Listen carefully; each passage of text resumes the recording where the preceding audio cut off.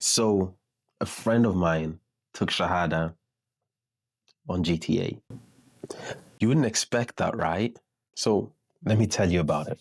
So me and a few Muslim friends, I guess there was maybe one or two non-Muslims, but we would play GTA. And as we would play, we wouldn't necessarily leave our Muslim values behind. So and I know that sounds weird with especially a chaotic, war-driven, theft-driven game, but we'll leave that in the background just for now. I think one of the conflicts that we end up having when it comes to, online gaming is that behind every character is a real human. And people often question, how can you be on such platforms and have deep conversations? So it really depends. If you just merely go and play these games for entertainment, then that's all it will really be. But if you go there with your heart and your personality and you don't leave certain values behind, it is way more than just entertainment. These platforms can, you can build friendship, communities, and deep connections.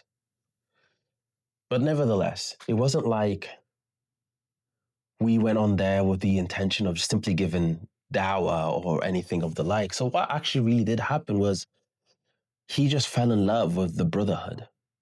Let me tell you a little bit about his story. So at the start, he really didn't tell us much about himself. But what did happen is that he experienced the brotherhood. And we wouldn't let games and prizes or anything like that stop this connection. There was sacrifices on the game. While one wanted to do something, we would always value the brother over our own personal needs. Even if we changed games, because it came to a point that we weren't playing GTA all the time, we'll jump on other games. We would still be brothers. We would have each other's back. There was love, there was compassion. And I guess there was a deep sense of curiosity. How can these people, imagine, we are at different parts of the world. We are from different nationalities. I think almost every single one of us were from a different nationality. But there was something that joined us. We spoke different languages, like different things, but something always joined us. There was moments that would be like, I just need to go and pray, right? And we wouldn't shy away from saying exactly what we're doing. It'd be like, yo, bro, just give me 10 minutes. Let me just go and pray. I'll be right back, and people would just wait. Oh, yeah, he just went off to pray. Oh, you know what? We need to pray too. We'll be right back. So there was this brotherhood that we had, and we wouldn't shy away from manifesting what we felt in our religion. Whether it's through missions and random people were there, we never hid it. And we were always conscious about Allah. So if people spoke about it, we would speak, we would embrace, we'd continue as if we wouldn't hide, pretty much. And throughout our openness and our love for this religion and how it manifested through our character and the way that we behaved, and our character towards him, even within the game, will be very hospitable, right? It was kind of like that. We really looked out for him as if he was one of our own. So in other words, to say that if you're with us, then you're really with us, despite not necessarily worshiping the same Lord. But it's our duty as a Muslim to look after the people that are with us. So not long after asking, I guess, a few questions, and they weren't really deep questions. It was just passive questions like, do you guys why do you guys pray? And just basic questions. And he would speak about the brotherhood to us. The brotherhood is really important. I just remember that one day he opened up exactly how he felt. And he was telling us a story. And his story was like this of his past. His parents had passed away. He's not American. He's an islander. His parents had passed away, so he grew up with his grandma. And in that turmoil, he wasn't a very obedient child. Right? This happens, right? This happens a lot of people that they don't have parents growing up. It can be quite hard. And being raised by a grandma, it's not always easy. He was having a hard time, and when he went to school, he wouldn't be a good student, he would be in trouble, and so on and so forth. I guess his grandma was very old school, and as part of his punishment, she kicked him out the house eventually after all of the problematic things that he ended up doing. He had a girlfriend at that time, and he stayed with her. And as they grew together, by now, I guess he was an adult. It was just them two. One day he comes home and he finds that his girlfriend ended up cheating on him with his best friend. Yes, that will kill any one of us, right?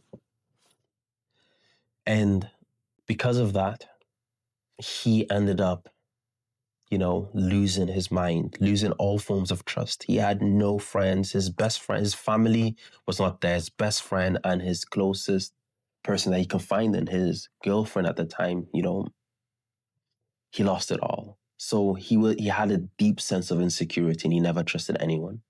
Later, when we met him, he was roughly, I think, in his late 30s. He already had kids with somebody else and things like that. So when he witnessed the brotherhood, he was very shocked. In fact, he felt that he could trust us, and he ended up saying that he trusted us in such a way that he felt that he's never had that in his life. So that itself was a reason for him to look into Islam. And he was to some degree overwhelmed. And it was in Ramadan, he says, that he wants to embrace Islam. And funnily enough, like the title, I guess, he ended up taking a Shahada on GTA. We were all there as brothers to support him, and he embraced Islam. So I guess from this we can really understand that exactly what Allah illustrates to us. Hidayah does not come from us, right? It's not in a particular place or moment. Guidance can come at any moment in any place. And just because in this particular setting it came in a virtual world, it doesn't mean that it should hinder or limit a spiritual decision. To testify your belief, to believe that there is one God, and to embrace the fold of Islam or any religion, it is not really about the game to some degree. It's about intentions, the person's heart, not the physical setting. So this is a good example that how, I guess, the reach of Islam goes beyond just, the physical, the real world. It can be in a virtual setting. It's not always just in a masjid, in books or through lectures. It shows how, I guess, how global faith really is. It shows how important or how games can play a role, even when it comes to giving dawah or people understanding and getting a better understanding of the Muslim community and, I guess, Muslims at large. I'm not here to try and preach or anything like that. I'm aware that maybe a lot of non-Muslims might be watching. I'm here just to illustrate that Muslims have a responsibility of, good character, independent of somebody listens or doesn't listen, and that can be manifested within games. And for some people, that character might mean the world to them and you'll never know. It might mean so much that they actually want to be part of this brotherhood so much that they will adapt to your faith. So faith is carried onto everything, every platform and everywhere. It's not a particular location. And people, they'll notice sincerity. They'll notice who you are, even in a game. In this case, you don't really need to preach. You just need to be authentic. And equally, I guess everyone deserves a safe space to ask questions. God doesn't need perfection. But it's the thought that even in the darkest of games, Islam can still shine.